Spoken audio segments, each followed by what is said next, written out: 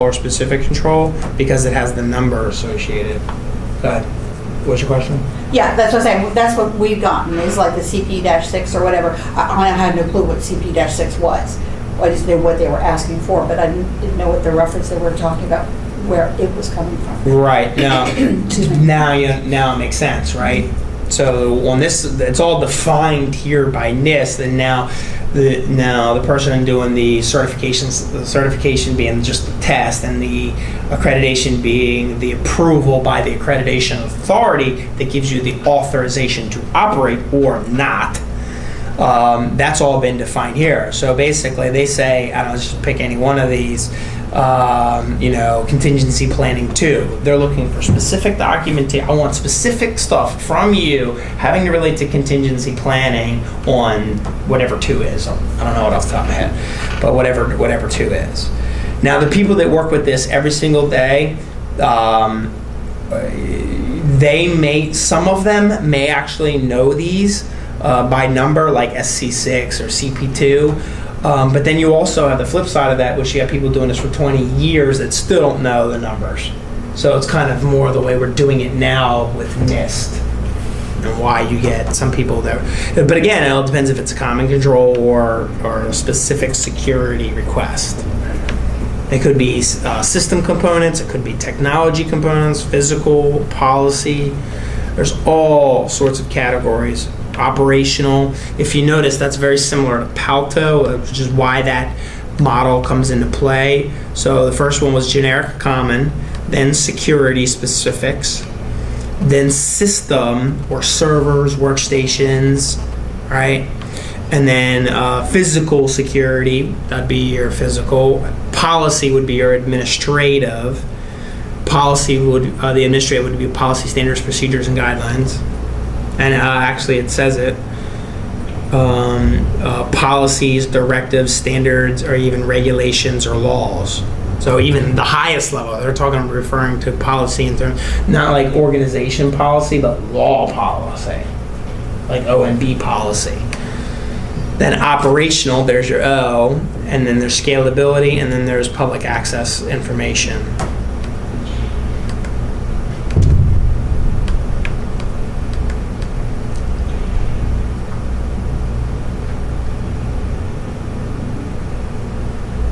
So it's all about tailoring this over time. And again, it's going to be inside the risk management framework.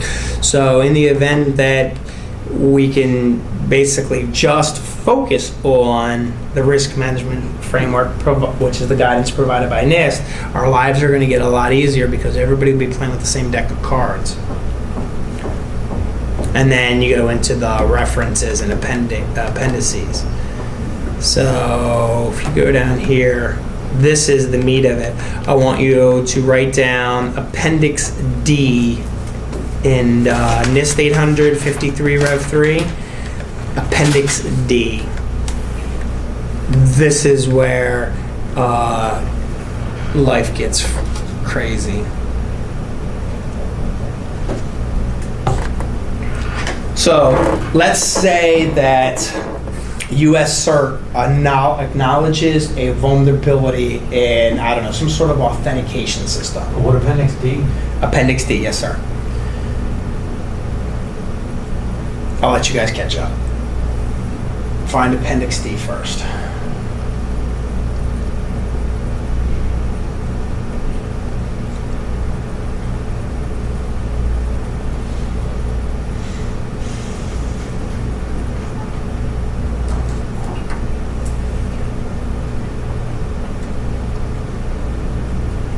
It would be page D2. Well, I'm not here at the whole publication. Yeah. I think it's above that. That's the elaborated. You should have a summary first.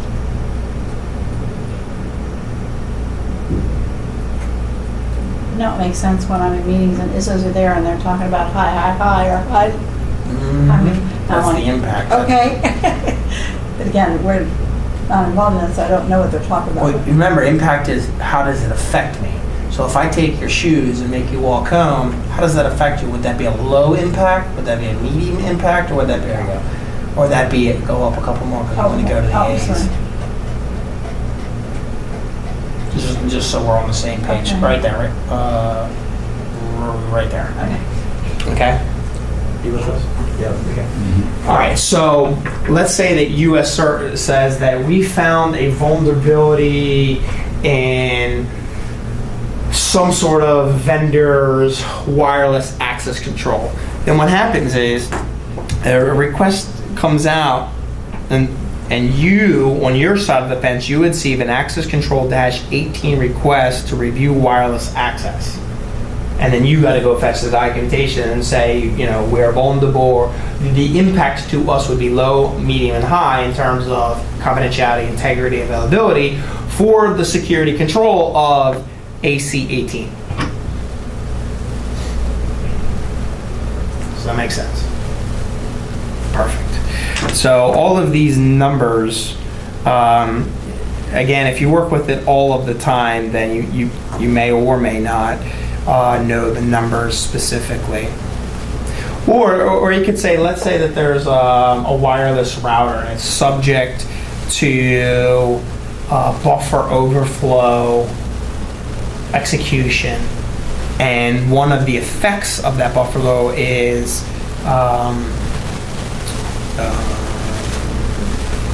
access to previous sessions, something in the session table with accessing another account. So outside of your session with the router, then you may be able to access somebody else's session. They would now ask maybe just as simple as going getting the version of the operating system or that platform, you're touching it, or documenting that and reporting it back up, and then they say, okay, well, you gotta fix it with this version, and you fix it, and then you report back, the certification happens,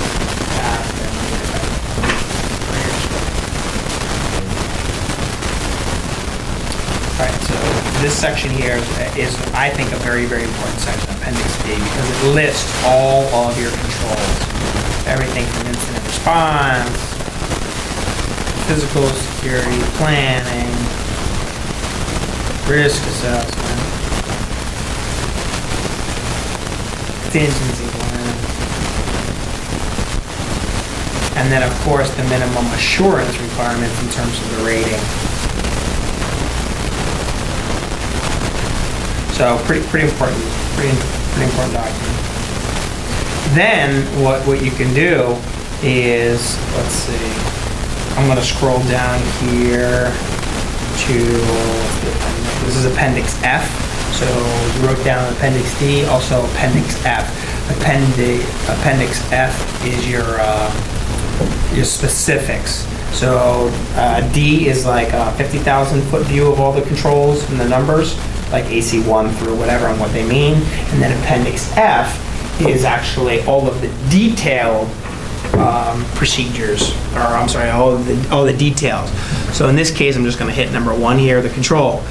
Access control policies and procedures. That means that you as an organization have developed, disseminated, reviews, and updates the procedures. There's a formal document and process, subtitles, ITIL. Okay.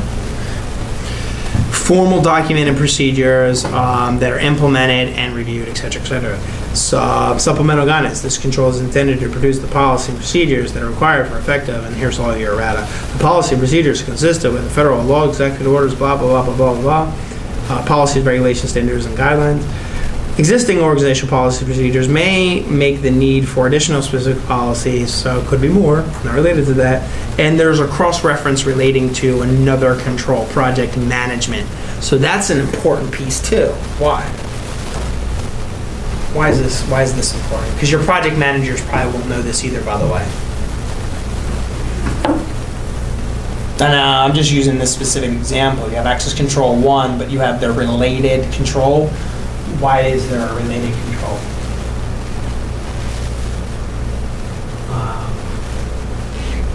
Specifically PM9. What's PM9? Project management. I don't know what 9 is, but project management.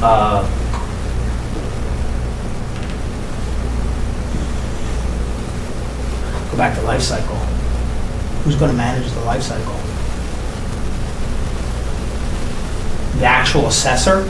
a gopher that's going to go dig up all the information, or the project manager that's going to manage this as a whole project. So risk management framework says life cycle, that means tie a project manager to it. So there's going to be related controls. If you read for many of them, could be related to the end. Oh man, I'm sure several of them are.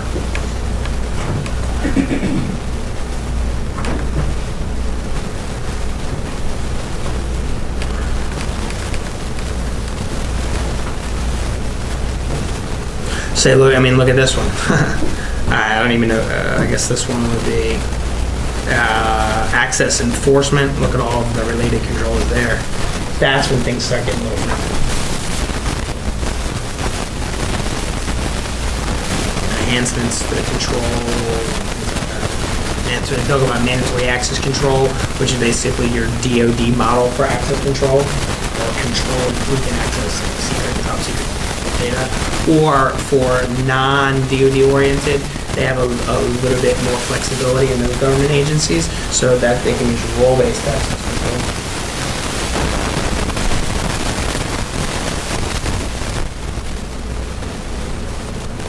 And again, the rating, P1, rating low, medium, high. I'm sorry, not rating, impact. All right, so then from that point out, I mean, it's just details on each specific one. So Appendix D, generic summary. Appendix F, that's the details. You want to know what these controls do? What these controls do? You can go to Appendix F and you can get all the verbiage there. So what does this mean for you? You could be in a meeting and someone say, hey, we need information on AC6. And you go, hey, I don't remember. I wasn't there that day in class. Let me look it up.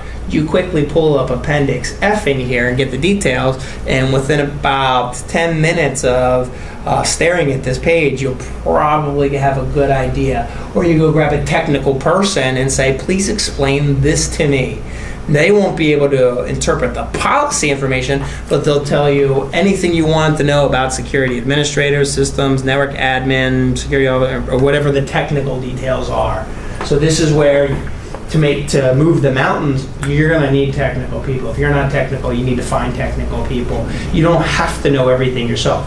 From the academic point of view, you have to know it all. From the real world point of view, you need to find that person and leverage them. And that's how you're going to be able to move mountains. Don't think that you have to go in and be able to know it all here yourself. Because if you fall into that thinking, well, then you're always going to be the know-it-all and you're always going to be doing everything yourself. The minute you become resourceful, if you will, then you can leverage that at your team and you'll have a better understanding as you interact with them. Like I would have no problem as a security person. I would expect any security person to be able to understand what least privilege is, but then you can go to any technical person and say, how do we implement this? Do we do it through role-based access control? Do we do it through management? Whatever it is. And that's the details. All right. So that was selecting the controls, right? So big picture, Appendix D, detailed picture, Appendix F. That's all of the controls listed and which one actually gets applied. And then it goes into assessing the controls, and you should know that 853 is selecting, and then A is for assessing. How are you going to remember that? There's an A, 853A. As far as you're concerned, A means assess. How easy is that, right? And so now let's look at 853A. And this 800-53 assessing. And then you can go to the final document of this. And it says it in the front page of the document. So I'm going to pull this up. Everybody look up. Notice in the authority, FISMA comes up. FIPS means that we're going to do the impact rating against confidentiality, medium or high. Comes out of the office. Policy comes out of OMB, but the guidance comes from NIST. So that's your authoritative statement.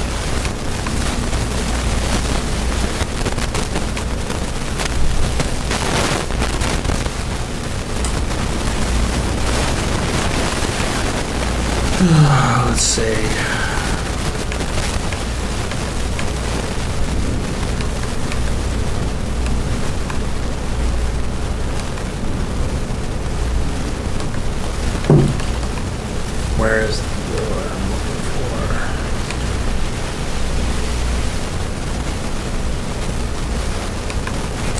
All right, so here's some of the meat of the verbiage. It's like on page 8 in here. So, in a quick rule of thumb, when you're working with any of these documents, watch out for anything in bold or italics. That's important and fundamental, anything in bold or italics. So in this case, the assessment mechanisms would be, where was it? I thought I saw surveys. Document-related artifacts, policies, procedures, plans, system requirements, functional specifications, architectural designs associated with the information system. It could be hardware, software, or firmware. That is, you should write that down. Hardware, software, and firmware is known as the trusted computing base. That's CISSP 101 right there. So you may see hardware, software, and firmware. That's another way of saying all of the security controls in a specific one system. What did you call them? I'm sorry. Trusted computing base. It's called TCB, trusted computing base. It consists of all the hardware, the firmware, and the software. In other words, I can attack, as an attacker, I can attack hardware, software, or firmware. So did you guys hear about Stuxnet?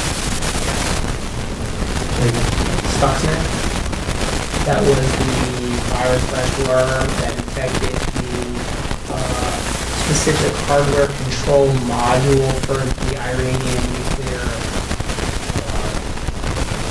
Alright, so Iran trying to build nuclear weapons, they had specific equipment, and a virus was written for the specific firmware that was embedded in the firmware of that specific equipment. Highly targeted, highly specific, very, very expert-oriented in terms of exploiting or breaking into the system. It's like, it was a worm that was written that only could affect a specific target, specifically Iran's nuclear weapon program. And so that was an example of infecting the firmware of a system. So you can affect hardware, software, or firmware. Like one thing that you can do is you could, let's say, all right, think about the operating system of this phone. What if I sent you a text message with a link, and that link was for you to upgrade to the latest firmware because of a security vulnerability? Meanwhile, it's unauthorized and it's for a different platform of phone. You would upgrade that firmware, and in the process, basically turn this into a brick. Because once you ruin the firmware of it, good luck. Right, from a technical point of view, because once your firmware goes, if the upgrade crashes, how are you going to roll back or re-upgrade or reinstall? It's firmware. You have to reflash it at that point. And who's reflashing cell phones? I don't know if anybody's doing that at home these days, you know what I mean? So they basically turn the hardware useless. It's a brick. It's called breaking the system.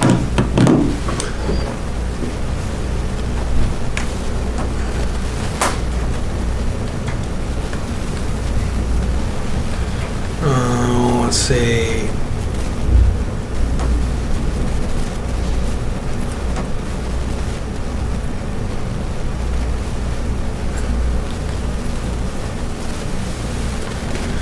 Now they do go into the assessment procedures here, and so you see something like CP was contingency planning 1, so the control, and there should be enough verbiage in here for you to get the big picture of what needs to be done. So I always think that this is the meat of this document, these guys right here. So you as the assessor, what do you need to determine? This would be more of you on the technical side, on the gophers, what I call the gopher. I don't mean that in a rude way, but in a way it is. So sorry, but on the gopher side of things, so what do you need to go determine? You have controls, somebody says, go get me CP1. Okay, what does that mean to you? Well, again, bold or italics, you need to determine if the organization actually develops documents, and so this is what you assess. So the control in itself is the what, the assessment is the how. That makes sense? And that's a good idea to write that down. The assessment, the control is the what are you doing? But the assessment is how do you do that?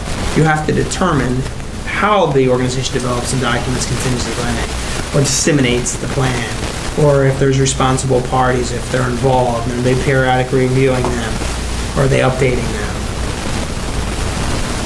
But is there a clearly defined purpose, scope, roles, and responsibility of management? And so there's enough verbiage here for you to actually go do this, in my opinion. Am I off base on that? It's a little generic, but it's not exactly a procedure on how to do this, but it is guidance on how to do this. Does that make sense? They're not telling you, one step in front of the other, A, B, C, D, but they are saying we would, best practices is people look at, in this specific one, purpose, scope, roles and responsibility, et cetera, et cetera, et cetera, et cetera. So it's the how. And I think that would be lunch. And it goes through for each one. Look, you even got 1.1, 1.2. And it gets very, very, very specific. And that's why this is such a cumbersome process, because you have to go find all of these details and assemble them basically into a report to submit that per the certification, meaning the test.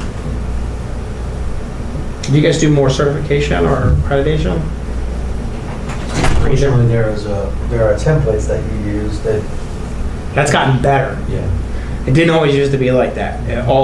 Everything was a manual review. There was no set it and forget it, click it, and print function on this. So they all used to be completely manual.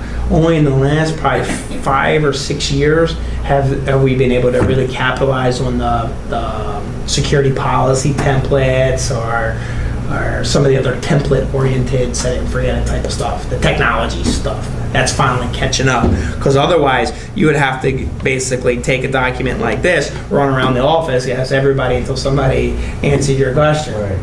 which was a pain. A lot of spinning your wheels for nothing.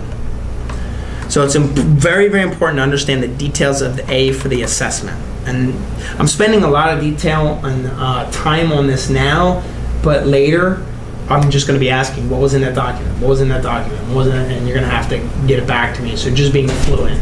So I'm hoping to get you fluent with it by showing you the important parts of each section. And we don't need to go through the whole document, but knowing how to go to any control on the 853 side, any major control, and find out the what are you doing. And then go to 853A and find out what's the guidance for how to actually do that. That will get better over time. All right, then this 837, that's your authorization. So there's a difference in wording. There's, I guess what I call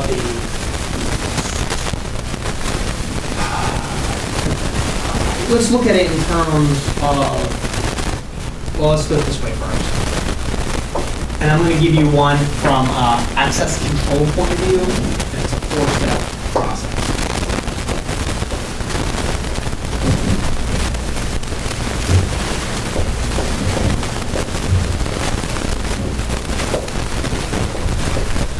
All right, it's partly this thing called the AAA model, which is authenticate, authorize, and audit. Write this stuff down.